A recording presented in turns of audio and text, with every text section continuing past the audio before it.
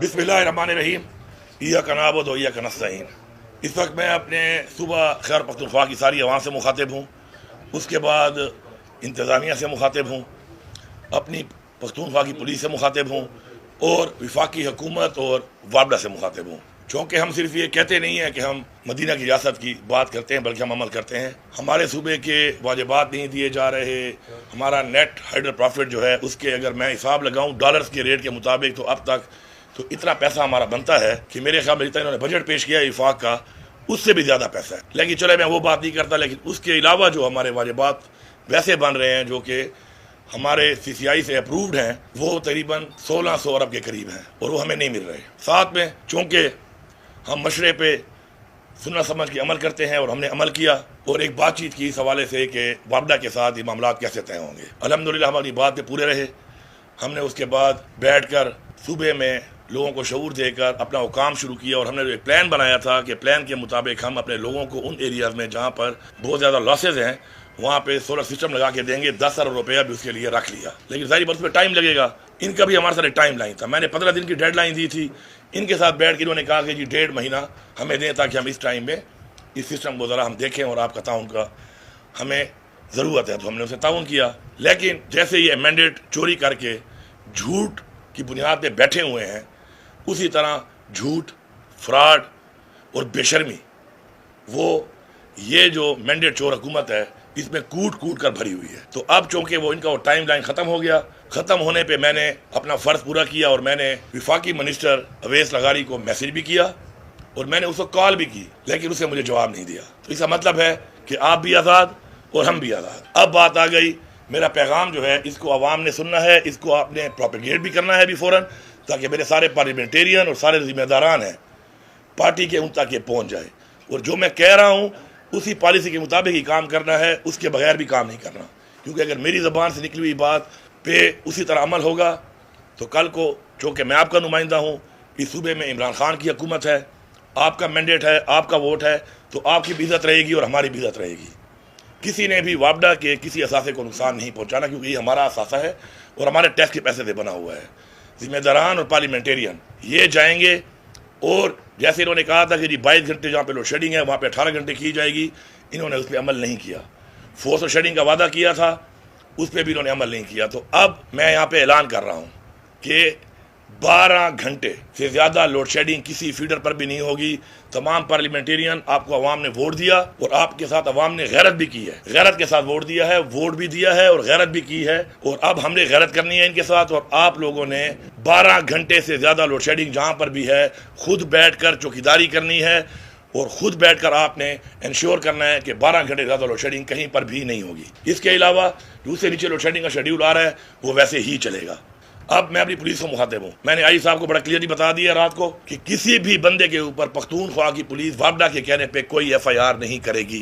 ये पख्तूनख्वा की पुलिस है, ये वाबडा की मातहत नहीं है। वाबडा जो ज्यादती कर रहा है, हमें अपना हक भी नहीं मिल रहा और साथ में हमारे साथ ज्यादती भी हो रही है, तो आपने हक के साथ ठहरना है। आपके सूबे का इमरान खान ने मुझे वज़ीर आला बनाया है, आपका चीफ एग्जीक्यूटिव मैं हूँ, आपने उन्हीं अहकामात पर चलना है जो मैं बता रहा हूँ। साथ साथ इंतज़ामिया उनको भी क्लियरली बता रहा हूँ कि इस चौकीदारी में पार्लियामेंटेरियन के साथ आपके लोग भी मौजूद रहेंगे और ग्रिड में इंश्योर करेंगे कि खुदा ना ख्वास्ता ग्रिड में कोई फॉल्ट ना हो। तो किसी भी सूरत में 12 घंटे से ज़्यादा लोड शेडिंग कहीं पर भी काबिल कबूल नहीं है। ये क्लियर मैसेज मैं दे रहा हूँ, इसको वायरल करें। यहाँ से उठ के मैं डी खान ग्रिड पर जा रहा हूँ, मैं पहले डी खान का नुमाइंदा हूँ, उसके बाद पूरे सूबे का नुमाइंदा हूँ। डी खान ग्रिड पर मैं जा रहा हूँ, बाकी ग्रिडों पर आप जाएँ, अवाम को जाने की ज़रूरत नहीं है। 9 मई कोई और कर सकता है पहले की तरह, इसलिए ऐसे लोगों को पहचाने, कोई आपके नाम पे जाकर कोई ऐसी हरकत ना करे और फिर आप पे ना डाले। इस तरह 9 मई दिन साबित होगा, इस तरह आपके ऊपर दोबारा ऐसी कोई चीज़ हो सकती है, ये भी आपको समझा रहा हूँ। और जो मैंडेट चोरी हुआ है वो भी बहुत जल्द कौम के सामने आ जाएगा। ये सारी चीज़ें स्टेप बाय स्टेप आ रही हैं सामने, लेकिन आप लोगों ने नहीं जाना, आपने सिर्फ सपोर्ट देनी है और आप इनके बयानिए पे ना जाएँ। जो बयानियाँ ये दे रहे हैं और जो ये चाह रहे हैं आप उसका हिस्सा ना बने। फेडरल गवर्नमेंट का ये काम है, फेडरल गवर्नमेंट की रिस्पॉन्सिबिलिटी है और फेडरल गवर्नमेंट पूरी नहीं कर रही। तनकीद उन पे बनती है, लेकिन आपके साथ हम खड़े होके ये स्टेप जो ले रहे हैं इस पे आपकी सिर्फ हमें सपोर्ट चाहिए। आप इसको भरपूर सपोर्ट करें पीछे से।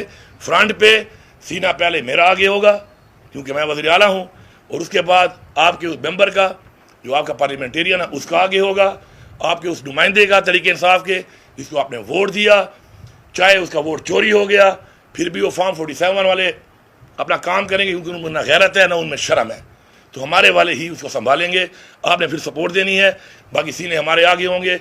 इंशाअल्लाह हमारा सूबा है, हमारी हुकूमत है, यहाँ पे वही होगा जो हम चाहेंगे। और मैं ये साफ आखिरी मैसेज एक और दे रहा हूँ, बड़ा क्लियर, कि अगर पीछे से तुम लोगों ने कोशिश की कि नेशनल ग्रिड से बिजली कम करोगे, तो मैं नेशनल ग्रिड की बिजली यहाँ से बंद कर दूंगा। मेरा स्टेप 2 ये होगा, ये मैं क्लियर पैगाम दे रहा हूँ। उसके बाद अगर आपने बैठना है हमारे साथ, बात करनी है, आपकी बात पे मुझे कोई यकीन नहीं है, आपकी बातों पे भी कोई यकीन नहीं है, हमने जो करना है वो हम करेंगे, आपका हाथ आज़ाद है, आप जो कर सकते हो करो। और मैं इसके बाद कल इस्लामाबाद भी आ रहा हूँ, ये मत समझना कि मैं अपने सूबे में बैठ के बात कर रहा हूँ, मैं ये बात इस्लामाबाद में भी आके करूँगा।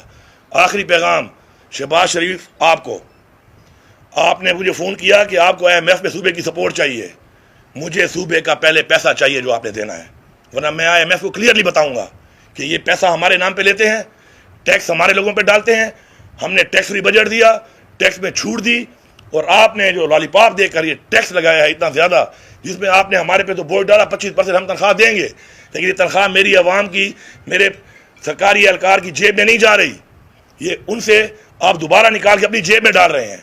खैर है, मैं फिर भी दूंगा अपनी आवाम को, लेकिन ये जो आपने तरीका इख्तियार किया हुआ है, मैं आपको वार्न कर रहा हूँ, आप मजबूर कर रहे हैं कि आपकी हुकूमत को धक्के देकर निकाला जाए, और आप फिर स्टैंड नहीं कर सकते। मुझे आपकी कैपेसिटी का भी पता है, आपके हालात का भी पता है, आप किस तरह बैठे हैं मुझे ये भी पता है, और आपको किस तरह फिर निकालना है मुझे ये भी पता है।